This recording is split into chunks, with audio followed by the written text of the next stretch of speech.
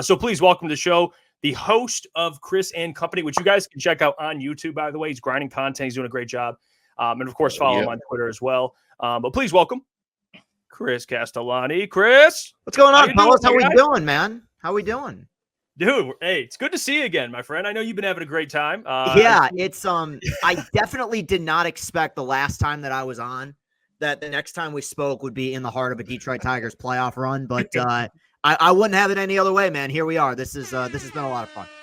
Yeah, Chris, it's funny because actually funny you bring that up because the last time you were on, we were talking about how much of a shit show it was and an absolute shit storm that the Tigers were in. And then I see you on Twitter, you're thriving, dude. And I want your thoughts just on this run, how miraculous it's been, and just someone that's covered this team so closely. How much does this mean, the significance of it? And then you could even add, how far can they take this? Really, now that we're in the playoffs, we're in the thick of it. Yeah, so I mean, look, this is on a personal level, this is the most fun I've had watching sports like ever. I mean, this is just crazy because there's something when you're playing with house money like this and the run is so unexpected. I mean, nobody saw this coming. I guess, having kind of gone through or looked at, watched every game and seen the way that this team has developed, I think it begins and ends with pitching. I mean, I think for a long time, even if they were guys that we didn't really recognize that had just been called up from the minors or had been, acquired from other teams, they were pitching at a very high level for a long time. And I think it was the combination of the pitching finding itself again, and the return of Kerry Carpenter, which kind of kick-started this offense to get going again. And it was so fun to follow because for the longest time, and I'm usually the biggest pessimist when it comes to this stuff, for the longest time, I'm like, I got to get to a certain point in the standings before we're playing for something, right? And then they got to within 5 games. I'm like, all right, that's meaningful baseball. And then, they have the 5-1 road trip, and then they come back home, and all of a sudden it's like, yeah, we got a magic number. Like, we're fighting for the postseason. So it's been a long time coming. The most rewarding part of the entire thing has been just seeing the reaction of the fans, whether it's at the ballpark or on social media. I mean, it reminds me a lot of the Lions the last few years, where there's something about sports just bringing seemingly an entire fan base, an entire city or state together like this. And I guess the only difference is there were expectations a season ago with the Lions and what we expected them to do for this team, which was essentially dead and buried. And I talk about this on the Chris and Company episode that's coming out tomorrow, but it's one of those things where I can't dig up receipts and call people dumb for burying this team. This was like mathematically the world was burying this team. It was a 0.2% chance of making it to the postseason. So the fact that they've risen the way that they have, and just, I mean, the number of clutch hits, none bigger than yesterday with what Kerry Carpenter was able to do. It's led to a lot of restless nights for sure, as is often the case. I forgot what this felt like, man. I mean, the last time we made a deep run in October, I was still in high school. So like I'm pardon my French, I'm old as fuck. So like it's been a minute since we've kind of gone through this whole process. So to be able to experience it and to be able to experience it now with the content that I'm doing and the people that I've gotten to know, dude, it's awesome. And of course I want him to win, but I'm saying to myself like multiple times today, like, dude, I'm going to be at Comerica Park tomorrow for a home playoff baseball game. Like, how cool is that going to be? I can't wait. I can't. Hey, Chris, it's good to talk to you, brother, again. Do want to see your video. I've seen hundreds of your videos after the post games. To see the one after the playoff, or not the first playoff one, but just like when they clinched the playoffs, and then just the progression of that. I'm like, man, like, you almost just as a Tigers fan, you're like getting emotional. Like, I'm over here. I'm like, this is amazing to see that we're doing this. I do want to ask you a question though, because you actually spoke with AJ Hinch this year. You had the interview with him. I just want to see what your thoughts are on the job that he's done, because it felt like at times I've had people, in my circle who are like, hey, I don't know about AJ Hinch. I want him out like last year. And then now as time's gone on, it's starting to seem a little like, hey, AJ knows what he's doing. He has his club, like everything running perfect. He's making the right moves, in-game decisions.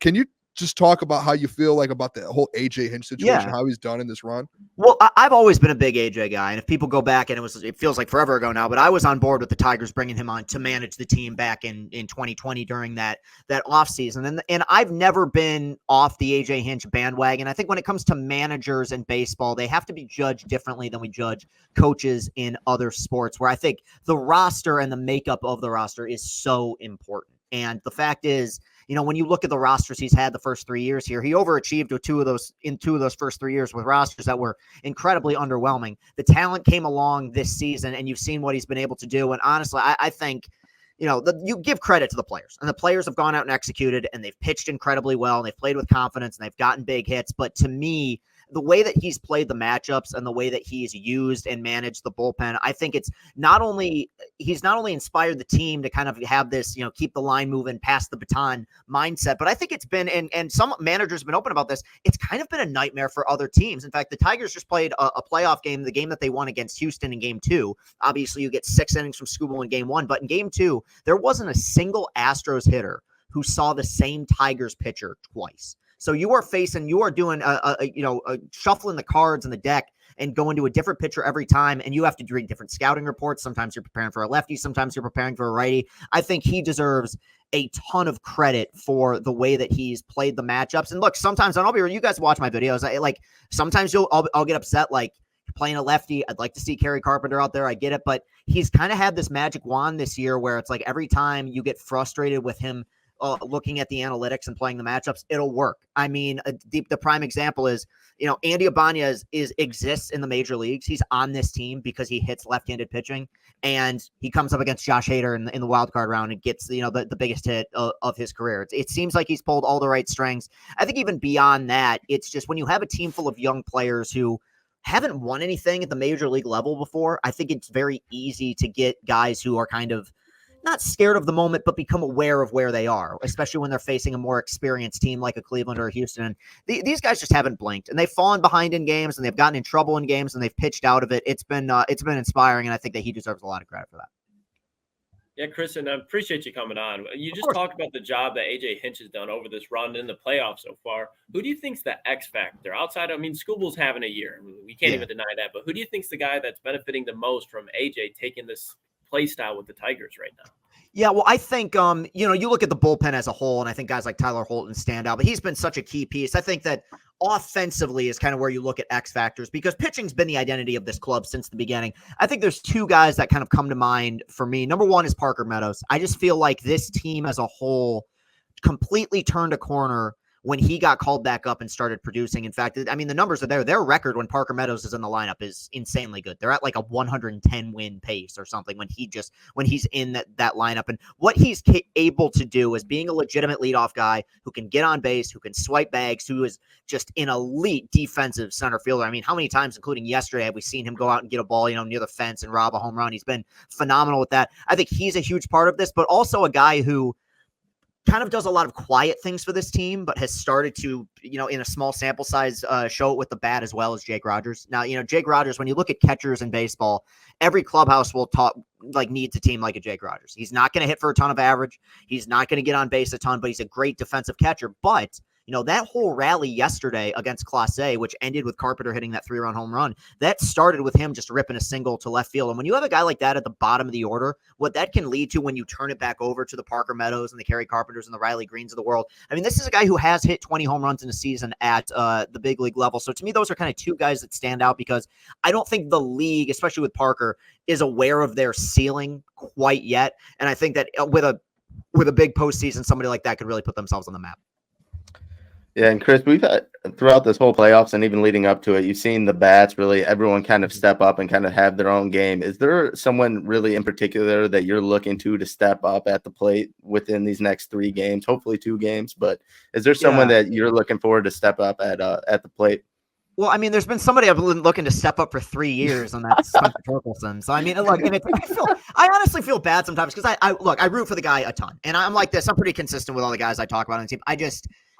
I keep hoping, and sometimes you see this in baseball, when you have a struggling player or a struggling prospect, they just have that one moment where they need to see the ball go over the fence and something clicks. I don't know what his future holds here, but the guy hit 31 home runs a season ago. That doesn't happen on accident. We can say, hey, maybe it wasn't indicative of who he is. And when you look at the overall sample size, yes, he's been a disappointment, but that clearly means the guy can put the bat on the ball and that ball can go over the fence. And so you're batting him 6th and you're getting good at bats by a lot of these guys. I think that a consistent Torkelson, as I said from the beginning of the season, completely changes the dynamic of the team. Now, I don't think he's as important as he was early on in the season because he's not batting third or fourth anymore, but you got him sixth in that lineup. He is yet to, and it's kind of crazy they're 3-1 with this. They are 3-1 right now, 4 games into the postseason. He's yet to record a hit, and the only really legitimate at-bat that he had was he drew a walk against Josh Hader, which set up Ibanez's double in Houston. If he can just have a 2-hit game or a game where he rips a double or a home run and just to get the confidence going a little bit, I'm not even thinking about what it might look like for next year's roster. In some ways, I think that's kind of already decided. But, I want to win games in October, and the teams that wear pitchers down in October, especially when you're talking about a team like Cleveland who has such a deep pen, are teams where 1 through 9, it's 5 pitches in at bat, 6 pitches in at bat. You're drawing walks, you're hitting singles. You're facing the best pitchers of the world, and these are the best teams in the world. You're not going to be facing a whole lot of guys who are just going to be out there pitching garbage time ball. If you can keep the lineup consistent,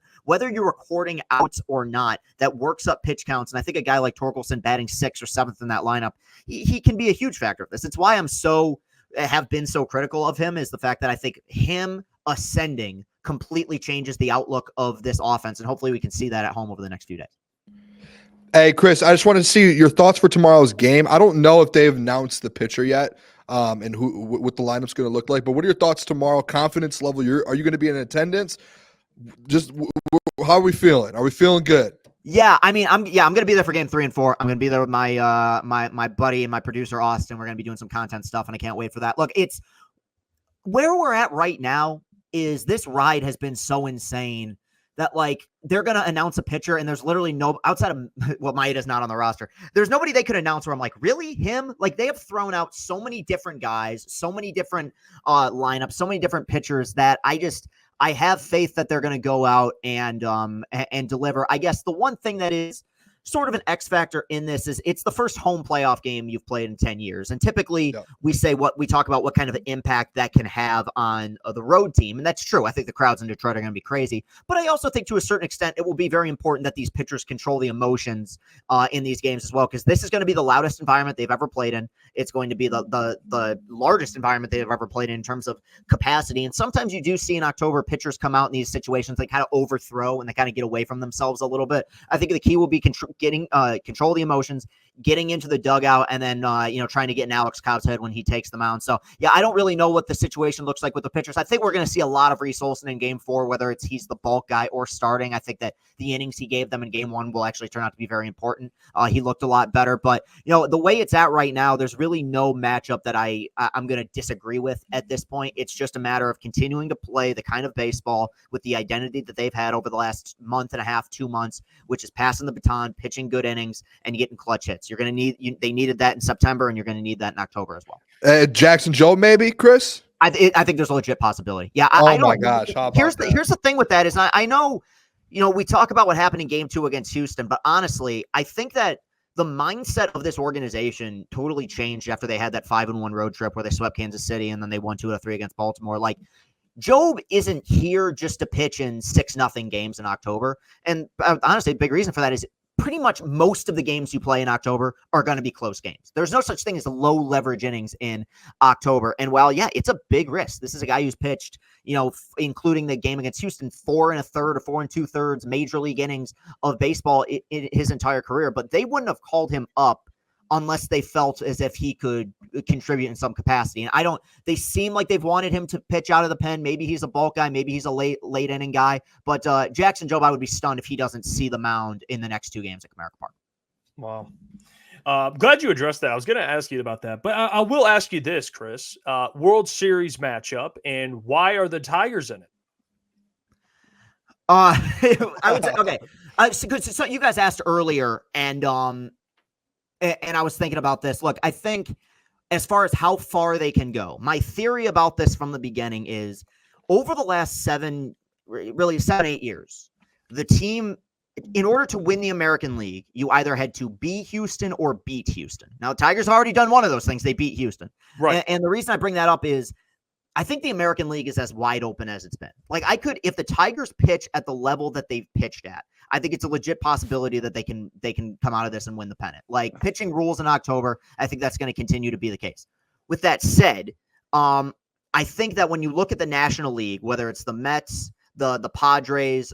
You could throw the Phillies in there too. They haven't been knocked out, or even the Dodgers. I do worry that at some point they can run into a bully. So this is my roundabout way of saying I'm gonna go Tigers Padres in a rematch of the '84 World Series. I think the Padres have the Dodgers on the ropes. I think the Padres are just better equipped with their pitching right now of any other NL team to make it to the World Series. At that point, you kind of have to play perfect because the matchups aren't as favorable. That's a really deep lineup with Machado and Tatis and Cronenworth. I mean, they got some really good players. Profar's had a great year, and their pitching's been fantastic. But right now, it's hard for me to pick against a team that has done nothing but come up with clutch hit after clutch hit over the last month and a half. So that's what I'm going to ride with. Yeah, Chris, I like hearing that because, as the show knows, when the Tigers were when we thought they were long eliminated and we were down and out, I put some money aside for the Padres right when Tatis came back. But that's besides the fact. But just your biggest worry within these next two to three games, no matter if it's Jose Ramirez, Josh Naylor, all the hitters that they have and what type of impact they can have on a nightly basis. Just your biggest worry or something that you don't want to see happen, obviously, within these next 2 to 3 games. Well, my biggest worry, and yes, there's the chance there are guys like J-Ram and Naylor who can beat you. But the fact is, Jose Ramirez is just a great player. He's probably going to be in the Hall of Fame one day. He can beat anybody. What worries me the most is what's worried me since the opening day of the season, which is the offense going lights out. And I think when you look at these first 2 games in Cleveland, hey, you know what? They did exactly what they needed to do. They won the Scooble start. They came out of it with a victory and split those first 2 in Cleveland. At the same time, they played 18 innings. They scored in one of those innings, and I think as clutch as this team has been, and while they've come up with big hit after big hit, I worry that isn't over, especially over a period of time in October when you're facing really good pitching, 100% sustainable. And I feel like they're going to need to get a little bit more consistency from some of the better guys in their order, like Colt Keith, like Riley Green. Parker's been fine, but you kind of get my point, putting together more consistent ABs. So I have total faith in the pitching, and the way that they lost game 1, it made total sense to me. That's how they lose games. They didn't pitch well. They gave up 5 runs in the first inning. That's what happens. What scares me is they put together a really good pitching performance and the offense goes quiet the way that they did many times in the early part of the season. But if the bats can get going early, I'm going to feel really good about their chances. Hey, what's going on there? It's Jeff Iafrate. Appreciate you for finishing the video. You can check out one of the videos here suggested or show support by commenting, liking, and subscribing. And buy your merchandise, officialctsports.com.